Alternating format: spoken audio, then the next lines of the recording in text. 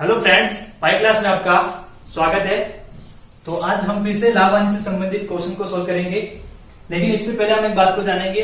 अभी तक हम जो भी क्वेश्चन सोल्व करते आए हैं उस पर हम लाभ परसेंट, ये जो हानि परसेंट हो रहा था वो हमेशा क्या कर रहे थे, कॉस्ट प्राइस पे निकाल रहे थे। लेकिन अब हम जो भी क्वेश्चन सोल्व करेंगे, जैसे मैंने यहाँ पे 15 और 16 क्वेश्चन दिखा है, वो वस्तु से संबंधित थे। जब भी वस्तु से संबंधित क्वेश्चन आए तब हमेशा लाभ परसेंट या हानि परसेंट बेची गई वस्तु पे आपको निकालना है। तो पहला क्वेश्चन हो जाएगा हमारे पास, 15 वस्तु का क्रय मूल्य 12 वस्तु के विक्रय मूल्य के बराबर है, तो लाभ परसेंट या हानि परसेंट ज्ञात कीजिए।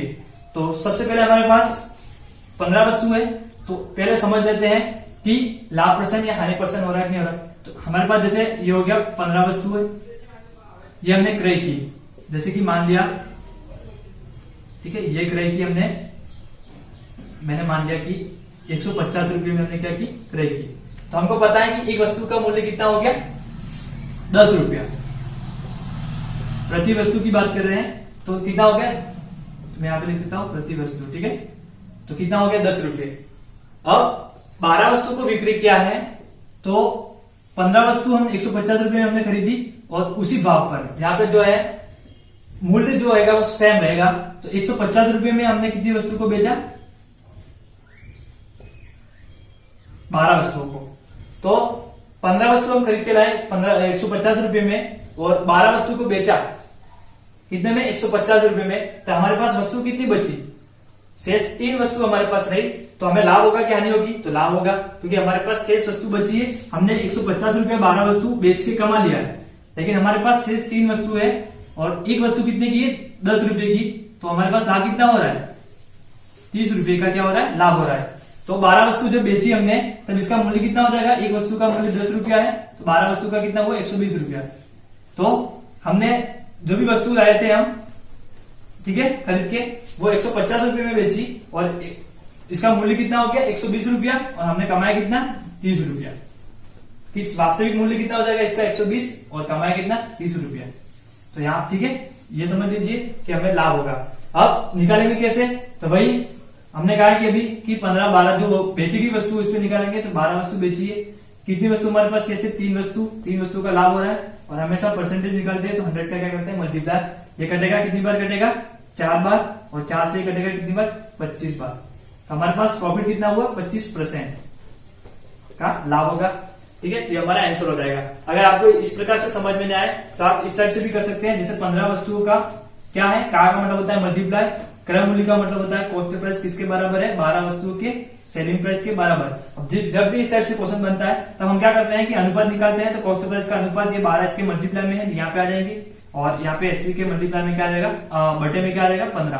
तो हमको अनुपात मिल गया, कॉस्ट प्राइस का कितना है 12, और सेलिंग प्राइस का कितना है 15। तो कॉस्ट प्राइस का मूल्य कम है, सेलिंग प्राइस का ज्यादा है। तो आप ये समझ लीजिए कि हमें 3 का फायदा हो रहा है, और कॉस्ट प्राइस पे हमेशा निकालते हैं, हो जाएगा 3 से 12, ठीक है, 3/12। तो आप इसको सोल्व करेंगे, वापस क्या आएगा, 25% लाभ आएगा, ठीक है। ये हमारा आंसर हो जाएगा। तो आप इस टाइप से भी कर सकते हैं, या फिर इस टाइप से भी कर सकते हैं, लेकिन यही करना है, ठीक है आपको। अब हम सेकंड क्वेश्चन को सोल्व करते हैं। 16वां क्वेश्चन हो जाएगा, 8 वस्तु का क्रय मूल्य 12 वस्तु की विक्रय मूल्य के बराबर है, तो लाभ परसेंट या हानि परसेंट ज्ञात कीजिए। तो वही करेंगे, किस पे निकालेंगे, लाभ परसेंट हानि परसेंट 12 वस्तुओं पर। तो सबसे पहले 8 वस्तु जैसे होगी हमारे पास, जैसे 8 वस्तु को हमने 40 रुपए में खरीदा, मान लिया, ठीक है, ये तो माना मैंने, 40 रुपए में खरीदा, तो एक वस्तु कितने में पड़ी, 5 रुपए में, प्रति वस्तु का मूल्य होगा ये। और हमने बेची कितनी, 12 वस्तु है, तो 12 वस्तु, तो एक वस्तु का मूल्य 5 रुपया, 12 वस्तु बेच दी कितने में हमने, 60 रुपए। तो हमको कितना रुपया लगा, हमारे 60 रुपये। तो हमें 40 रुपए में खरीद के लाए थे, और 12 वस्तु बेचनी पड़ी, तो 4 वस्तु अतिरिक्त देनी पड़ी, ठीक है। तो हमें क्या होगा, हानि होगी। तो हानि कितने की होगी, तो वो निकालेंगे, तो 12 वस्तु पे निकालेंगे, 4 की हानि हो रही है, और यहाँ पे आ जाएगा 100 का मल्टीप्लाई, ये कटेगा कितनी बार, 3 बार, ये आएगा 100/3, और जब इसको सोल्व करेंगे तो ये आएगा 33 सहित 1/3% हमारा आंसर हो जाएगा।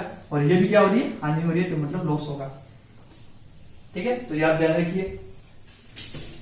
17वां क्वेश्चन हो जाएगा हमारे पास, विक्रय मूल्य 3480 रुपया है, तो दुकानदार को 25% की हानि होती है। इतना ही लाभ परसेंट कमाने के लिए विक्रय मूल्य कितने रुपया होना चाहिए। जैसे कि हमें मान लिया कि हमारे पास कॉस्ट प्राइस कितनी है, 100 रुपया है, अब क्या कह रहा है कि विक्रय मूल्य 3,480 रुपया है, तो 25% की हानि हो रही है। तो 25% की हानि हो रही है, सेलिंग प्राइस कितना होगा तब होगी हमारे पास, जब 75 रुपया होगा तब। और वास्तविक हमारे पास दिया हुआ कितना है, 3,480 रुपये।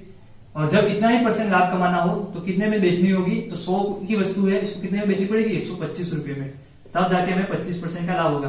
तो वास्तविक हमारे पास कितना है, 3,480 रुपये, और हमने माना कितना है 75, तो 75 किसके बराबर हो गया, 3,480 के बराबर, और 125 रुपये में वस्तु बेचनी पड़ेगी।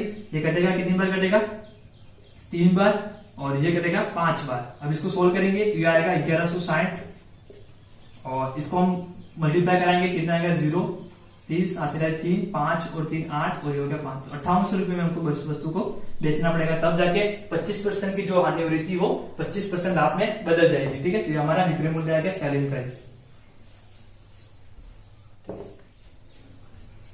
18वां क्वेश्चन हो जाएगा हमारे पास, अगर एक वस्तु का विक्रय मूल्य 1560 रुपया बढ़ा दिया जाए तो 4% की हानि 8% लाभ में बदल जाती है, तो क्रय मूल्य ज्ञात कीजिए। तो अगर हमने कॉस्ट प्राइस मान लिया 100 रुपये है, अब क्या कह रहा है कि विक्रय मूल्य 1560 रुपये बढ़ा दिया जाए तब 4% की जो पहले हानि हो रही थी, तो 4% की हानि हो रही थी पहले, सेलिंग प्राइस मैंने लिख दिया, पहले सेलिंग प्राइस हमारे पास कितना है 96 रुपये। और सेकंड में क्या कह रहा है कि अगर मैं 8% लाभ में बदल जाती है, ठीक है, तो 1560 रुपये जैसे बढ़ा है तो ये जो हानि हो रही थी वो 8% लाभ में बदल जा रही है, तो कितना हो गया हमारे पास selling price, second selling price कितना हो जाएगा 108 रुपये। और जब 108 रुपये हुआ तब हमें पैसे कितने ज्यादा हुए, तब हुए 1560 रुपये जब बढ़ा दिए तब जाके 108 का क्या हुआ, लाभ हुआ, मतलब 8% का क्या हुआ, लाभ हुआ। तो 96 से 108 की तरफ बढ़ रहा है, यहां से यहां तक कितना हो जाएगा, तो 4% की हानि हो रही थी पहले और फिर 8% का लाभ हो रहा है, तो टोटल मिला के कितना हुआ 12।